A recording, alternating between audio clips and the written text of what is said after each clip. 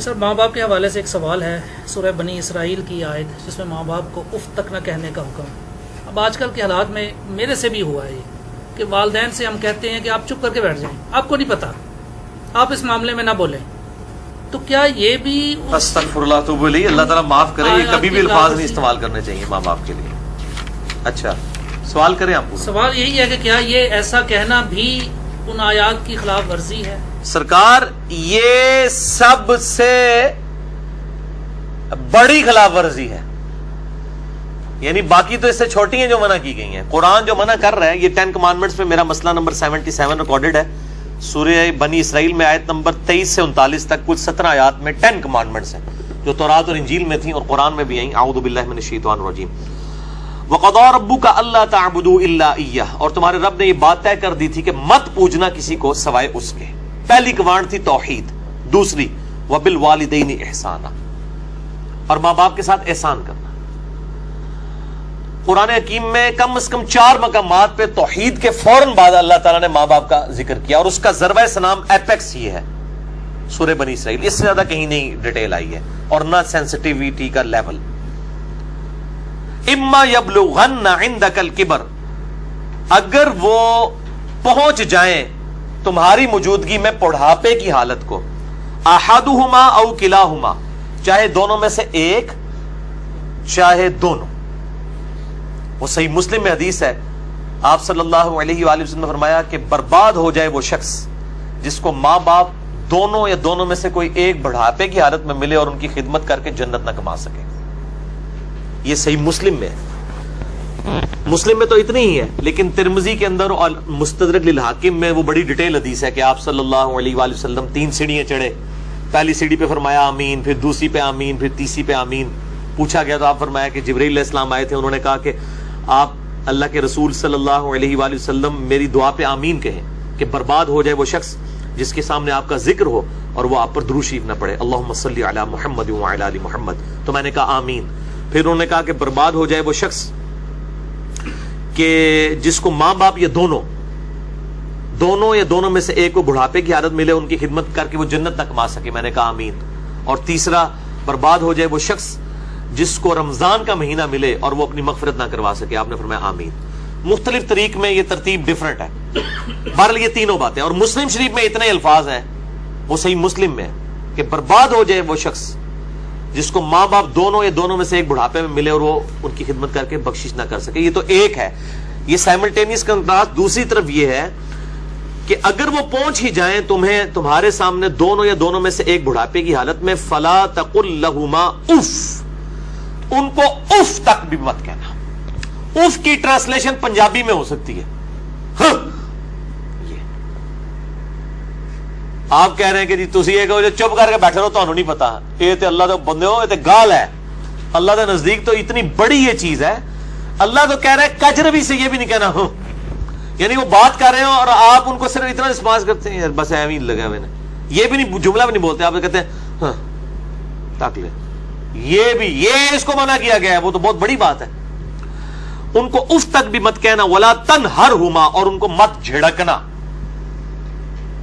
وَقُلْ لَهُمَا قَوْلًا كَرِيمًا، اور بات بڑی نرمی سے ان کے ساتھ کرنا، وَاخْفِضْ لَهُمَا جَنَاحَ الذُّلِّ مِنَ الرَّحْمَةِ، اور اپنے عاجزی کے ساتھ کندھے جھکا کے رکھنا ان کے سامنے، یعنی آپ غیر اللہ کے سامنے جھک نہیں سکتے اتنا کہ آپ کے ہاتھ گھٹنوں تک لگ جائیں، ماں باپ کے سامنے بھی آپ اتنا جھکیں کہ ہاتھ گھٹنوں تک نہ لگیں، یعنی حالت رکوع نہ بنے، اس سے پہلے یعنی آپ نے ایسے ان کے سامنے رہنا، جی ابا جی، جی امی جی، اس طرح اپنے عاجزی کے ساتھ کندھے جھکا کے رکھنا۔ وَقُلْ رَبِّ ارْحَمْهُمَا كَمَا رَبَّيَانِي صَغِيرًا، اور ان کے لیے دعا کرنا ہے رب ان دونوں پر رحم فرما جس طرح بچپن میں انہوں نے مجھے رحم کر کے پالا تھا۔ اور یہ وجہ بھی بتا دی کہ بچپن میں چونکہ انہوں نے پالا ہوا ہے، سب سے لاچار انسان کا بچہ ہے، بلی کے بچے کو آپ اس ٹیبل پہ رکھ دیں نیچے نہیں گرے گا، اور انسان کا آپ سال کا بچہ بھی رکھ دینا، وہ اگر کروٹ لیتا ہے تو گر پڑے گا، اس کو نہیں عقل کہ میں نے نیچے گرنا ہے یا نہیں گرنا، اتنا لاچار ہے انسان۔ اسی لیے انسان کے ماں باپ کو اتنا حق دیا گیا، چاہے وہ مشرک ہی کیوں نہ ہو، دنیاوی معاملے میں ان کے ساتھ معروف طریقے سے چلنا ہے۔ یہ حضرت لقمان کی جو نصیحت ہے، میرا بھی وہ لیکچر بھی ریکارڈ ہوا ہے، مسئلہ 176 میں نے بتایا، ربکم اعلم بما فی نفوسکم، یہ آپ کی بات کا جواب آ رہا ہے، تمہارا رب خوب جانتا ہے جو تمہارے جی میں ہے، ان تکونوا صالحین، اگر تم نیکوکار ہو، اچھے ہو، یعنی تمہاری عادت نہیں ہے بدتمیزی کرنے کی، کبھی کبھار کوئی تھوڑا سا سکپ آف لینگویج یا سلپ آف ٹنگ ہو جاتی ہے، فَإِنَّهُ كَانَ لِلْأَوَّابِينَ غَفُورًا، تو پھر بے شک اللہ تعالیٰ توبہ کرنے والوں کی توبہ کو قبول کرتا ہے. یعنی عادی مجرم نہ ہو. ان تکونوا صالحین، اگر تم عادی مجرم نہیں ہو، عام حالت میں تمہارا بڑا اچھا ایٹیچیوڈ ہے، کبھی کوئی اسٹیٹ آف مائنڈ ایسی تھی کہ کوئی بات غلط نکل گئی، فوراً توبہ کرو. توبہ اللہ سے بھی کرنی ہے، ان سے بھی معافی مانگنی ہے، اللہ تعالیٰ معاف کر دے گا. لیکن یہ معاملہ بہت سینسٹیو ہے نا جی. اب دیکھیں کہ ہم دنیاوی معاملات میں بھی، یعنی سوئی گیس کی وجہ سے آپ کو پتا ہے کتنے لوگ ہیں جن کے ساتھ ایشو بنتے ہیں.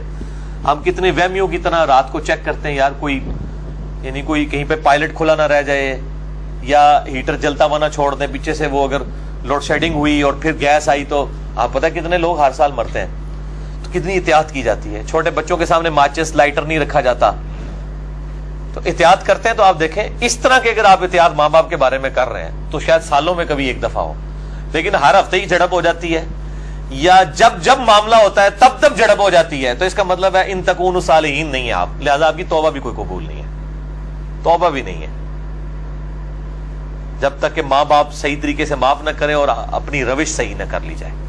تو اس میں یہ بہتر، یہ میں نے بھی دیکھا ہے، مطلب میری بھی ایک بڑی ایکسٹروورٹ نیچر ہے، تو مطلب بعض اوقات ماں باپ کو یعنی ایک بچپنے کی طرف سورہ حج میں آتا ہے کہ اللہ تعالیٰ رذیل عمر تک لٹا دیتا ہے کہ کئی چیزیں جاننے کے بعد کچھ نہ جانے. بوڑھے اور بچے برابر ہوتے ہیں. میری بھی یعنی الحمدللہ دادی ماں کی عمر 90 سال ہو چکی ہے.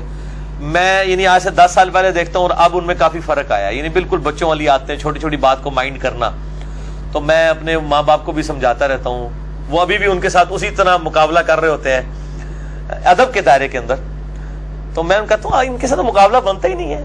جیسے چھوٹا بچہ تو آپ کو 5 دفعہ پوچھے گا کہ بابا یہ کیا ہے، تو آپ بتائیں گے پیار سے، پھر اس کی بھی آگے سے وہ کیڑے نکالے گا. تو اب وہ کئی بار بھول جاتی ہیں، مجھ سے بار بار پوچھ رہی ہوتی ہیں، تو میرے سامنے یہ آیات ہوتی ہیں نا، تو میں وہ 10 دفعہ ایک بات اگر مجھ سے پوچھتی ہیں نا تو میں 10 بار جواب دیتا ہوں. میں یہ نہیں کہتا میں تو کل بھی دسیا سی، کیونکہ ظاہر ہے کہ اس عمر میں پہنچ کے رذیل عمر میں یہی کچھ ہو جاتا ہے. تو انسان کو یعنی بالکل پازیٹیو رہنا چاہیے، ڈرتے رہنا چاہیے، کیونکہ توحید کے بعد قرآن حکیم میں کم از کم 4 جگہ اللہ تعالیٰ نے ماں باپ کے حق کا ذکر کیا، اور جنت اور دوزخ ڈیپینڈنٹ ہو گئی ہے. ٹھیک ہے جی، اس حوالے سے تو بہت احتیاط کرنی چاہیے. سر اب اگر ایسا ہو چکا ہو اور والدین سے معافی بھی نہ مانگ سکے انسان، اور والدین زندہ نہیں سر، وہ ظاہر ہے معافی اسی صورت میں نہیں مانگ سکتا نا اس وقت اس اسٹیج پہ. نہیں، بعض لوگ اس لیے بھی نہیں مانگ سکتے کہ وہ ماں باپ کو چھوڑ کے دوسرے ملک چلے گئے ہوتے ہیں. ہاں یہ بھی ممکن ہے. تو وہ کلیریفیکیشن ضروری ہے. دیکھیں ماں باپ سے اگر ایسا ہو گیا تو فوراً سے پہلے ماں باپ کے لیے دعائیں مغفرت کرے اور ان کی طرف سے صدقہ اور خیرات کرے. جیسا کہ سنن ابن ماجہ میں حدیث ہے کہ یہ صحیح سند کے ساتھ ہے کہ ایک شخص کے مرنے کے بعد جنت میں کچھ درجے بلند کیے جاتے ہیں. تو پوچھتا ہے اللہ یہ میں نے نیکی نہیں کی تھی، یہ کیوں میرے درجات بلند ہوئے؟ تو اللہ تعالیٰ فرماتا ہے تیری اولاد نے تیرے لیے استغفار کیا تو اس کی وجہ سے ہی تیرے درجات بلند. اولاد تو انویسٹمنٹ ہے. صحیح مسلم میں حدیث ہے کہ مردے کو 3 اعمال کا ثواب ملتا ہے. نمبر 1 صدقہ جاریہ، وہ ملنا بھی چاہیے، اس نے خود کیا. امام بخاری نے بخاری لکھی ہے، ثواب ان کو ملنا چاہیے. میری اب ویڈیوز ریکارڈ ہو رہی ہیں، میرے مرنے کے بعد بھی لوگ دیکھیں گے، اس کا ثواب مجھے ملنا چاہیے، کیونکہ میں نے الحمدللہ اس پہ محنت کر کے اللہ کے لیے اخلاص کے ساتھ ریکارڈنگ کی ہے. تو میرا ہی عمل ہے، مجھے مل رہا ہے، مرنے کے بعد بھی ملے گا. نمبر 2 علم کی بات، جیسے امام بخاری نے اب صحیح بخاری لکھی ہے تو وہ علم لوگوں تک پہنچایا ہے، ان کو مرنے کے بعد بھی ثواب ملے گا. کسی نے مسجد کے اندر کوئی پنکھا لگوایا ہے، صدقہ جاریہ ہے، مرنے کے بعد ثواب ملے گا. اور تیسرا کہا گیا نیک اولاد. نیک اولاد جو دعا کرتی ہے، نیک اولاد جو صدقہ کرتی ہے. مسئلہ نمبر 74 میرا بڑے لوگ دیکھ چکے ہیں، 1 لاکھ سے زیادہ اوپر اس کے ویورز ہیں اور اس کے کلپس تو لاکھوں تک ہیں. اس میں نے بتایا ہے کون کون سے موڈ ہیں میت تک نفع پہنچانے کے. صدقہ و خیرات ماں باپ کی طرف سے کریں تو انشاءاللہ قیامت الدین اللہ تعالیٰ آپ کے ماں باپ کو آپ سے راضی کر دے گا. جب ان کو مرنے کے بعد آپ کی دعاؤں سے نفع ملے گا تو بڑے خوش ہوں گے کہ ہمارے بچوں نے ہمیں مرنے کے بعد یاد رکھا. اور آپ کی دعاؤں کی برکت سے اگر وہ مشکل میں ہے مرنے کے بعد خدا نہ خواستہ اور وہ آسانی میں آ جاتے ہیں، اور اگر وہ آسانی میں ہے تو اس سے زیادہ آسانی میں چلے جاتے ہیں، تو وہ خود بخود آٹومیٹکلی خوش ہوں گے کہ میرے پتر نے میرے واسطے کیتا ہے، تو اللہ تعالیٰ ان کو راضی کر دے گا. اور ایک دوسری حدیث جو ابو داؤد میں ہے کہ ماں باپ اگر مر جائیں تو ماں باپ کے قریبی رشتہ داروں کے ساتھ اس نے سلوک کرو، ماں مر گئی ہے خالہ کے ساتھ اس نے سلوک کرو، باپ مر گیا تو چچا اور تایا کے ساتھ اس نے سلوک کرو، ایکویلنٹ وہ بھی چیز ان کے لیے آرام کا باعث ہے. اور دعا کریں، یہ جو دعا میں نے پڑھی ہے رب ارحمہما، اے رب ان دونوں پر رحم فرما، کما ربیانی صغیرا، اے اللہ جب میں بچپن میں چھوٹا بچہ تھا جس طرح انہوں نے مجھ پر رحم کیا تو بھی ان پر رحم فرما. یہ آپ تشہد میں دعا لازم کریں، ہم تو مانگتے ہیں چاہے ماں باپ زندہ ہیں مر چکے ہیں، دونوں صورتوں میں ماں باپ کے لیے دعا کرنی. ہم لوگ سمجھتے ہیں بندہ مر گیا ادھر سے دعا کرنی ہے، اور بھائی زندہ ہے جڑا یا مر گیا ہے، دونوں صورتوں میں دعا تو کرنی. دعا کی ضرورت تو زندوں کو زیادہ ہے، اس لیے کہ مرنے والے تو چلے مر گیا، زندے بندہ جو ہے وہ اس کے پاس تو چانس ہے کہ وہ اللہ کی طرف لوٹ آئے اور وہ گمراہی کا راستہ چھوڑ کے اچھائی کا راستہ، اور اگر اچھائی کے راستے پہ تو استقامت اختیار کریں تو دعا کرنی چاہیے. اور یہ دعا ضرور کرنی چاہیے، اللہم اہدنا الصراط المستقیم صراط الذین انعمت علیہم غیر المغضوب علیہم ولا الضالین، آمین.